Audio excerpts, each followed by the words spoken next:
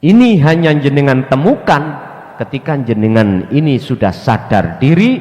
Jikalau ilmu tauhid itu penting, jenengan kaji, jenengan amalkan dengan terus menerus, barulah jenengan akan paham. Oh, ikitah maksudnya laba.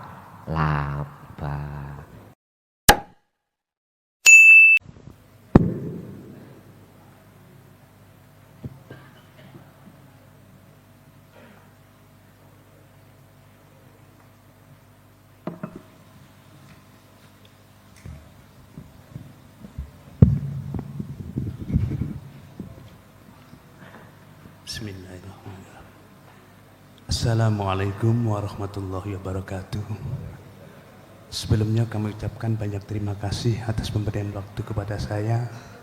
Dan ini dalam suasana Ramadan, saya tak lupa mengucapkan minal aidin wal faizin, mohon maaf lahir dan batin untuk kita semua dan juga para YouTuber di mana Anda berada.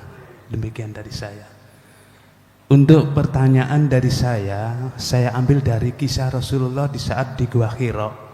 Ketika saat itu tadi Gus menjelaskan bahwa Rasulullah di saat masuk di Gua Hira, di situ ada laba-laba menutupi. Kemudian itu ada kisah lagi satu yang belum dijelaskan tadi, ada hewan cecak, ya kan? Dan di situ saya menurut pemahaman saya, setahu saya itu setelah Rasulullah masuk ke gua, disitulah ada laba-laba. Dan laba-laba itu menurut pemahaman saya atau pengetahuan saya dari kisah-kisah itu melambangkan, ya kan? Laba-laba itu melambangkan bahwa di balik laba-laba itu ada rahasia. Rahasia dalam arti ada sesuatu yang istimewa, sangat berharga. Itu diantaranya. Dan kedua, itu ketika orang kafir meninggalkan tempat karena dikira itu dari nggak ada, kemudian cecak bunyi, cek gitu, bahwa cecak bunyi tersebut menunjukkan bahwa di situ benar ada Muhammad di situ. Tapi manusianya tidak memahami gitu. Jadi kisahnya begitu. Untuk hal itu bisa dibuktikan kebenaran tadi itu menurut pemahaman saya dan sepengetahuan saya di kehidupan kita sehari-hari. Satu contoh kayak gini, di satu tempat seandainya di situ selalu ada laba-laba, dan laba-laba itu kalau dibuang muncul lagi. Biasanya itu ada sesuatu yang antik di situ. Biasanya menurut spiritual begitu. Biasanya begitu. Terus kedua, untuk cecak, apabila kita cerita sesuatu atau mendengarkan cerita seseorang atau kita cerita sendiri, kemudian cecak itu bunyi, yang diceritakan itu Anda jangan ragu, itu benar. Jadi cecak menunjukkan kebenaran. Ini kisah saya ambil dari pemahaman kejadian Isra Mi'raj, kejadian di Gua Hira tadi. Nah, dengan pemahaman yang kayak begini itu yang saya tanyakan pertama, bagaimana Gus menurut pemahaman dari kacamata tauhid? Demikian pertanyaan saya Gus, dan saya akhiri, wabillahi taufiq wal hidayah. Wassalamualaikum warahmatullahi wabarakatuh. Waalaikumsalam warahmatullahi wabarakatuh. Itu sebetulnya antara hak dengan batil, antara akal dengan nafsu. Akal mayoritas secara umum ngajak yang baik, karena akal itu dominasi oleh para malaikat, minan nur, saking cahaya. Nafsu berarti minan nar. Nar berarti sinten? Iblis atau jin. Selalu membisikkan hati kita untuk berbuat jelek. Akal selalu membisikkan berbuat yang baik. Intine malaikat iku ngongkon nyuruh berbuat baik, kalau nafsu iblis mengongkon kita berbuat jelek. Dari sisi kacamata syariat berarti fisik. Tapi yang ditanyakan dari sisi hakikat, itulah perbuatan hati kita, Pak. Husnul a'mali nata iju husnil ahwal mingkol bin zahidin, su'ul a'mali nataiju su'il ahwal mingkol bin rohibin.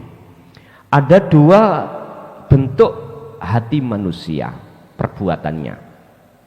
Satu mingkol bin zahidin, dua mingkol bin rohibin.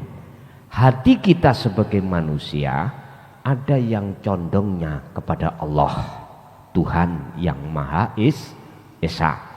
Yang kedua, ada yang condongnya itu terhadap rohibin, selain daripada yang esa. Ini di segala hal bentuk apapun, Pak. Iman kita nanti jadinya terhadap rohib. Contoh, sapa sing ngaji? Kelason. Lah, iki rohib. Sing kolbin zahid, hati memandang siapa di balik kelason iku. Sebab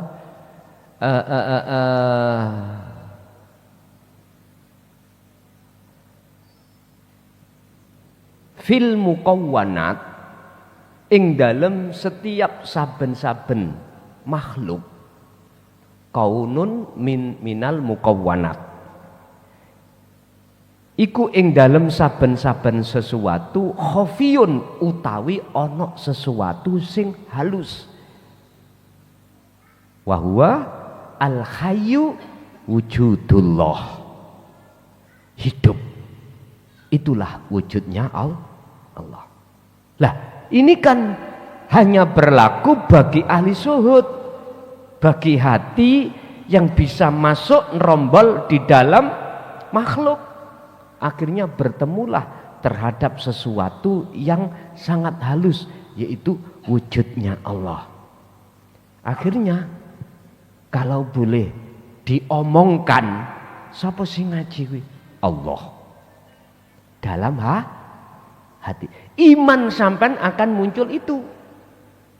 Nikilah sing kula sebut sebagai mingkol bin zahidin. Kalau mandangnya sampean iku ke makhluk, klason, mingkol bin rohibin.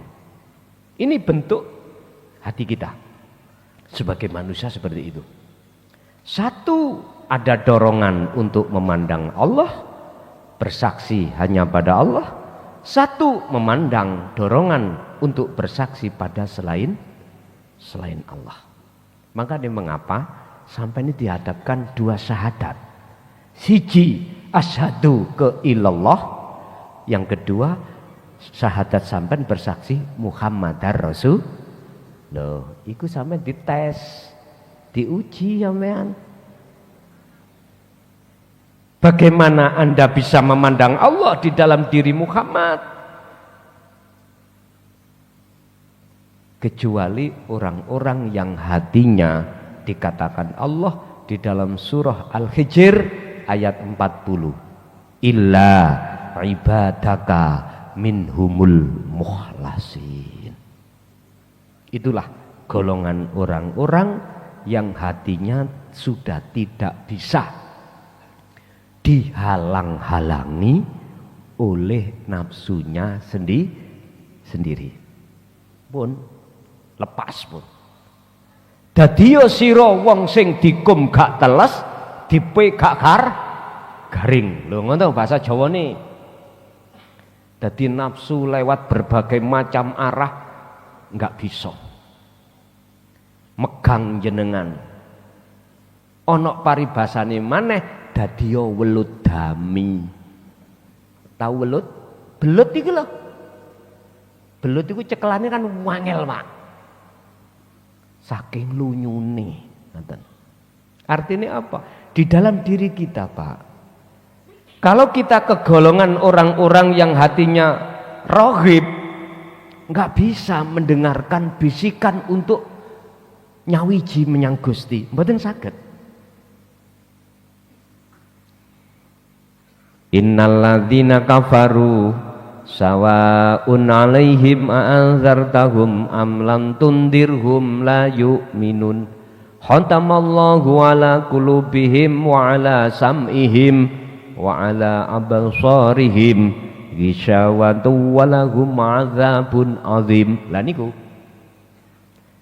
sesungguhnya orang-orang yang hatinya tertutup, innalladzina kafaru, kafaru itu saya artikan hati yang tertutup, terhijabi. Dengan apa? Dengan wujud klason makhluk tertutup. Sawaun, sama saja dia a'andzartahum amlan tundirhum, dinasehati tentang masalah untuk nyawiji terhadap Allah atau tidak, tetap kita la yu'mi, tidak beriman, gak percaya. Ngaji apa ae? Mulai zamanku gak ono sing ngaji model koyok ngene iki. Sesat iku. Mosok ketumun iki ngaji kok jarene salat wajib, kok luwih wajib ditinggal tinggalno.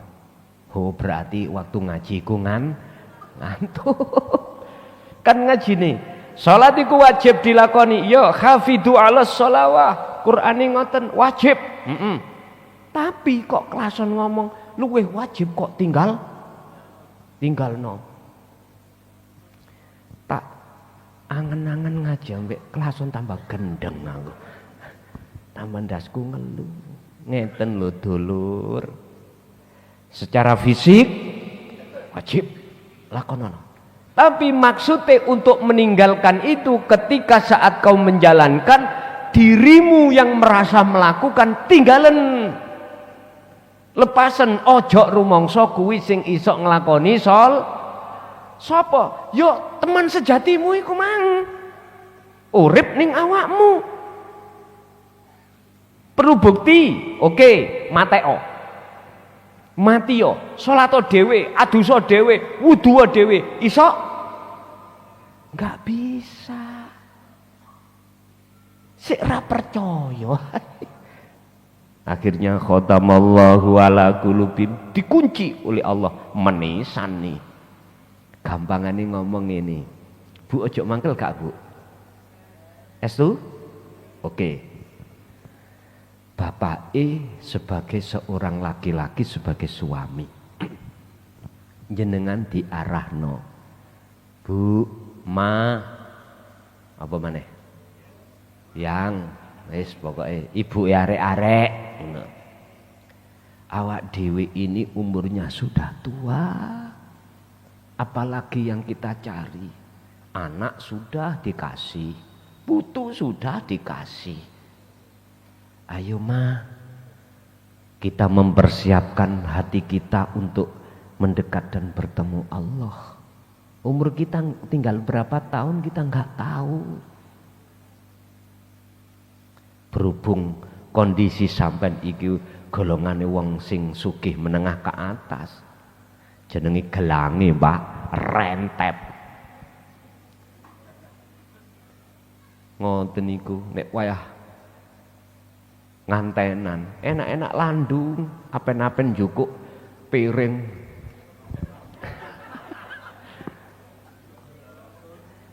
Enak-enak kalung ini jero ditokno.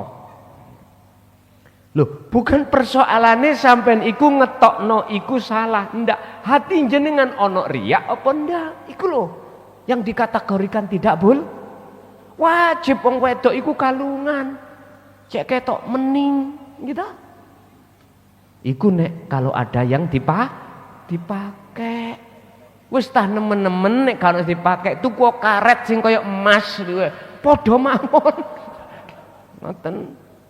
Nyuwun sewu lah. Tetep mboten purun. Mboten purun. Ayo lama. Ayo golek keterangan ngaji kanggo nata ati. Keadaan sehat, Pak. Ekonomi api, intine mboten genting lah, wis gak gelem. Bagaimana kita sebagai seorang suami menyikapi istri kita seperti itu? Mpun kesusu di ijolno sik Pak nggih. Mpun kesusu. Kandhanono maneh. Tetep kandhanono. Ping pindho. Sik tetep mboten purun, ping telu malah bantah. bantah misalnya, mohon maaf, ojo rame-rame Pak, ndolek omane. Tapi ojo pisah. Didikin terus nek jenengan kuat. Nek jenengan kuat. Nek gak kuat ya napa? Nek gak kuat ya sing arif sampean, sing arif. Nek maune njaluk nang maratuwa ya sing apik. Maratuwa kula wis gak kuat, bimbing. Nggih kula bangsul ni nang jenengan. Gratis maratuwa. Biyen kula munduti tuku mahar niku nggih. Sekarang kula gratis no. Niku nek panggah ngeyel lho Pak ya. Panggah mboten purun, dijak lelaku, dijak bernoto ati untuk merapat nanggone Allah, kok malah menjadikan, mohon maaf, suasana enggak enak. Ya wis, ya ojo langsung spekulasi. Ular iku ya harus dibuang. Ojo dulu. Ya dijinakno. Golek eman-eman lho Pak. Jenengan biyen iku sehidup semati, ngoten.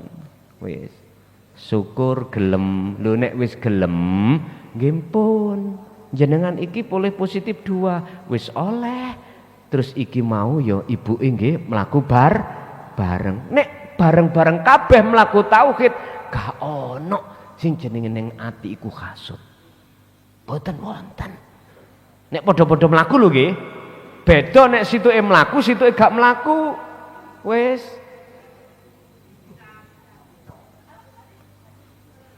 Jadi kesimpulannya ya niku wau.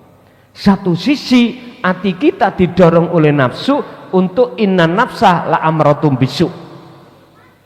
Dorong untuk melalaikan kepada Allah, itulah cicak. Tapi kita harus ingat, siapa yang menyuruh cicak untuk berkata? Siapa yang menyuruh nyonya jenengan untuk membantah? Saged sampai ngomong iku makhluknya sendiri? Lah ndak toh? Ternyata semua itu sumber datangnya dari, berarti garwa sampean salah mboten? Mboten. Bantau ya opo gak iso sampean sebut salah. Boso wis ngerti nyonya sampean sing bantah mang. Aku yakin gak bantah kok. Beda kalau itu ngerti dari ilmu dikai kesempatan. Wo tak bantah ae wong kabeh sangka Gusti padahal belum laku. Beda Pak niki. Ingat, ilmu harus jenengan kawinkan terhadap amal supaya jenengan iki mendapatkan buah daripada satu ilmu itu. Apa? Makrifat pada Allah, bertemu Allah. Otomatis harus dijaga dengan istiqomah. Sama dengan Pak Tani kemarin saya katakan, kepingin kau biji jagung ini akan berbuah bagus, Anda harus mengkawinkan, menemukan biji jagung dengan tanah. Jenengan harus menjaga dengan apa? Harus jenengan ikat dengan istiqomah, menjaga kalau wayahe ngemes mupuk ya dipupuk, kalau wayahe banyoni ya dibanyoni, kalau di situ ada suket ya harus diambil. Jikalau Anda menginginkan buahnya bagus. Artinya ketika jenengan iki menjalankan amal dan ilmu yang kami sebut sebagai kholwat dengan sistem dzikir sirul asrar, ojo arep-arep jenengan ndang wusun, ojo. Nanti teko sendiri. Sudah cukup Anda itu untuk memperengerat no ngencengi dzikir jenengan. Wa'tasimu bihablillahi jami'ah. Iki maksudnya. Kalau seperti itu, inilah yang dimaksud Muhammad keco ono rapet taline Allah iku. Sebab innaka sak temene sira iku ala siratim mustaqim. Kau itu berjalan di atas jalan yang benar. Wakila wadzalika dinul qayyimah. Itulah Pak agama dinut tauhid itu dinul qayyimah, agama yang lurus. Dikatakan agama yang lurus, agama yang mendidik hati kita untuk mengesahkan Tuhan. Urusan secara dohir Islam, Nasrani, Hindu, Buddha sah, silakan. Yang penting di situ mengajarkan hatimu untuk mengesahkan Tuhan supaya betul-betul nyembahmu terhadap yang esa. Satu sisi, hati juga ada bisikan dari malaikat bahasa syariat, itu adalah warid untuk selalu jenengan iki hati mingkol bin zahidin condong nang Allah ilama rohima robbi, ada nafsu yang dirahmati, yaiku maksudnya di situ. Ini hanya jenengan temukan ketika jenengan ini sudah sadar diri, jikalau ilmu tauhid itu penting, jenengan kaji, jenengan amalkan dengan terus menerus, barulah jenengan akan paham. Oh, ikitah maksudnya laba. Ibu iki selok badminton iki. Monggo, situ ae ya.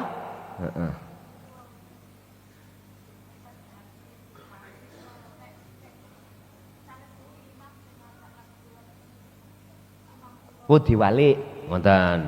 Iku pripun? Nggih. Memang ning Quran itu enggak ada, Pak. An-nisa'u qawwamuna 'ala rijal. Mboten enten memangi. Itu kan secara sisi jasmani. Nek cara rohani ndi lanang ndi wedok mboten enten. Jasmani kita ada laki, ada perempuan, iku jasmani. Tandane wis amen ro dhewe. Ana sing sarungan, ana sing sewek, ya wis iku tandane. Nek lanang ya sarungan, kalau perempuan iku sewekan. Dan itu ada artinya sendiri. Apa sih disebut sarung? Apa sebabnya disebut sewek? Wis kata terjemahno. Kalau kita bicara rohani, endi? Rohani lanang, rohani wedok? Enggak ada. Berarti bagaimana posisi sampean iki secara jasmani sebagai istri, terus imam kita sebagai orang laki-laki kebalikannya. Tetep Bu. Sebab wonten Qur'ane ku anfusakum wa ahlikum naro. Walaupun banyak yang mengatakan tafsir ini khusus bagi seorang suami zaud, tapi bukan berarti ini tidak berlaku bagi zaujah sebagai seorang wanita atau istri. Nek menurut kula mentafsirkan ayat ini yo suami yo istri. Berarti jenengan ya sekutu agawe terhadap Pak E umure awak dhewe itu wis tuwek. Barane nanti toh. Matek toh? Matek. Sudah siapkah kita itu menghadapi masa yang kekal? Sudahkah? Nanti ada pembahasannya bagaimana sih alam barzah itu? Nanti ada pembahasan tersendiri bab Qalbun Musyrikun ini, ya tak? Kitab Qalbun Musyrikun ini nanti akan membahas tentang masalah alam barzah. Di situ tak ambil dikit aja. Di situ ada yang terang, ada yang gelap. Saya bicara seperti ini secara kejadian pada saat saya itu masih kelas 6 ibtidak ngalami. Nek, kalau orang sekarang saya dikatakan mati suri. Orang sak kampung sudah tahu kalau klason itu ndoke bledek. Artinya pernah kena petir. Loh, disitulah saya berani mengatakan atas kejadian yang ku alami. Ternyata roh ini tinggalkan dunia ini, masuk dalam alam yang luas, lebih luas dari dunia, Pak. Dunia ini terbatas, gaya omah sakmene, ana tamu mang ya cepitan. Makane mang tak banyoli sampai nek kepin gede su aku tak gawe omah mbalini sak lapangan. Sak lapangan sepak bola niku lho. Nek kepingin mboten desekan. Nah, Guyone ngoten. Dunia terbatas semuanya, tapi jikalau Anda masuk di dalam alam barzah enggak terbatas. Enggak terbatas. Itulah alam pembatas antara alam dunia dan alam akhirat. Ada fase-fasenya. Ternyata di dalam alam barzah, walaupun luasnya bagaimanapun, itu akan jadi sempit. Bagi siapa? Ahli hijab.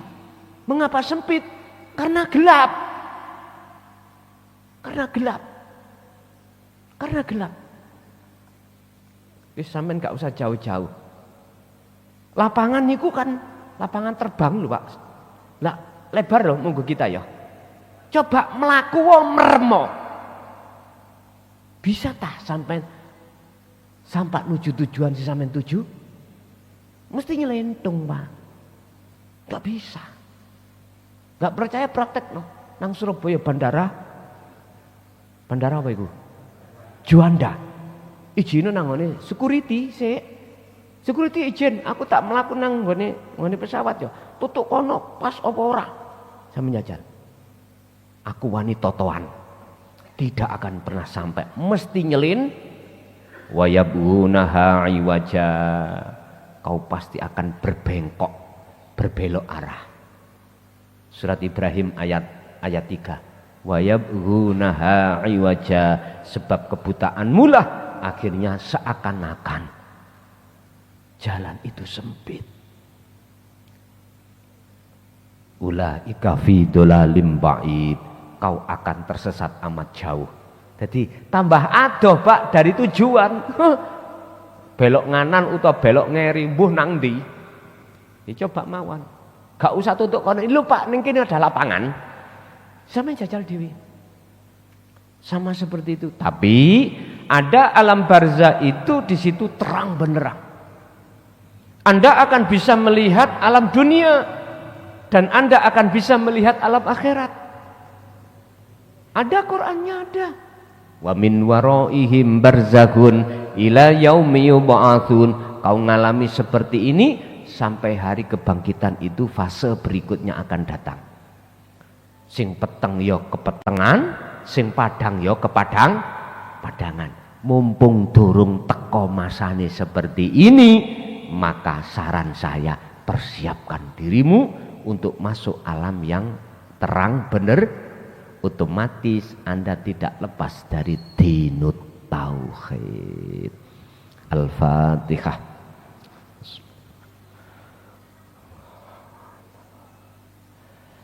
Akhirul kalam. Assalamualaikum warahmatullahi wabarakatuh.